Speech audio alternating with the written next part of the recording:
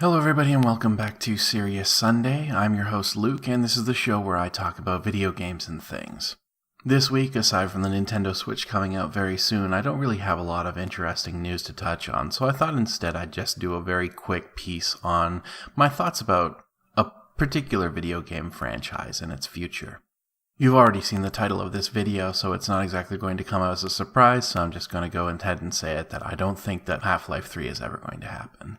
Some fan might one day make a game called Half-Life 3 that maybe even some people are going to like, but honestly, when one thinks about it sort of rationally, it seems just very unlikely that the Half-Life 3 that we really want is ever going to end up in our hands. There are a couple of reasons why I think that this is the case, but more than anything else, I don't think that Valve wants to make Half-Life 3. As much as we as consumers want to think that companies that we love can do absolutely no wrong, any given studio is always one failure away from complete ruin.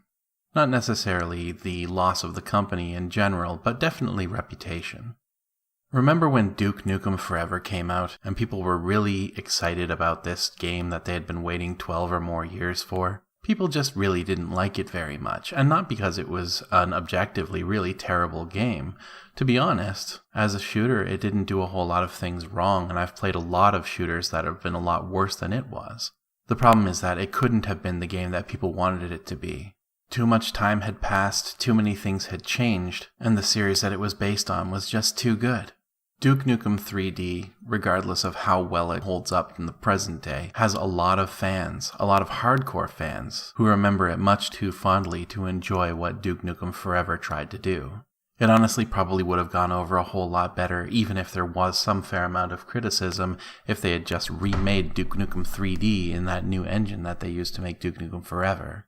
We tend to put games that we really enjoyed, especially in our youth, up on a pedestal, and so when a sequel comes out that doesn't fit with our expectation of what the game should be, our reaction is visceral and negative. We wanted something else, we wanted more of the same, and the more amount of time that passes between the game that we liked and the sequel that we didn't, the more likely it is that that old wound is going to fester and become really uncomfortable when it comes time for us to see this sequel and realize that it wasn't what we wanted. Half-Life 2 was an amazing game. The sequels, or episodes as they were calling them, were also really good, and yes, they ended on a very big cliffhanger. But as much as we as gamers want closure to the Half-Life plot, I don't think we want it in video game form, as much as we think that we do. I want to say that the developers at Valve are trustworthy and great video game developers, but to be honest, Valve doesn't really make video games very much anymore. I'm not a huge fan of conventional MOBAs, so I can't really say whether Dota 2 is a good game or not. I don't think that I'm qualified to make that judgment. But it's definitely not a narrative-driven, first-person shooter like Half-Life is. Portal and Portal 2 were amazing games, but Kim Swift, the creator of Portal, isn't at Valve anymore. Eric Wolpaw left Valve this February, and Mark Laidlaw has been gone for a while now. And I honestly don't know how many of the other developers on Portal 2 are even there anymore either. It's been a long time. Companies have turnover, even Valve.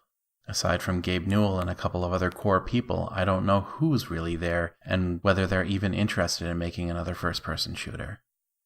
I don't doubt that there's a ton of talent over there. So many extremely, extremely good developers want to work at Valve, especially young ones. And young developers have a lot of really good ideas.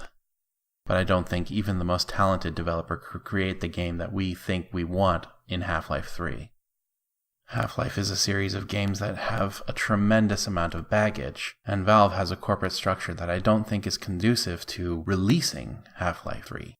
There may very well be developers at Valve who have attempted to revive the project, if it's dead. There may also be people who have been working on Half-Life 3 at Valve for years.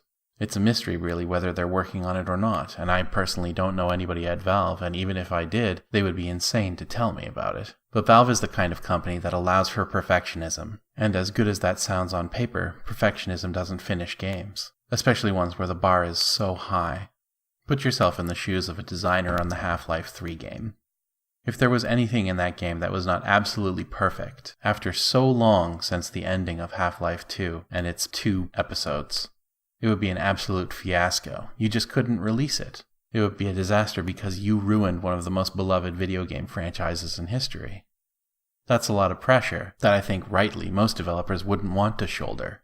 I sure as hell don't think that I could develop the Half-Life 3 that people really want. And that's not lack of confidence in my design abilities, I just don't think that it's a game that can be done right. I wish it could be. I'd love to see the ending of the story as well.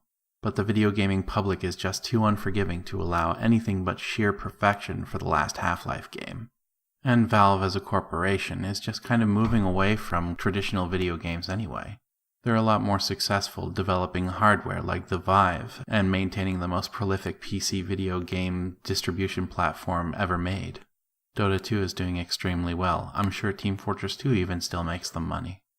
But I honestly don't think that it's a question of money or a question of time. Valve has moved on, and I think that we as consumers probably should too. As much as we don't want to admit it, Half-Life's left, and I don't think that it's coming back. Am I wrong? I'd absolutely like to be, but I don't think that I am. But that's just my random 2 cents for today. I hope that you enjoyed this video, and I want to thank you very much for sticking with me to the end. Thank you as always for watching, and I hope that you have a fantastic rest of your Sunday, or whenever it is that you happen to watch this video. Have a good one, and take care.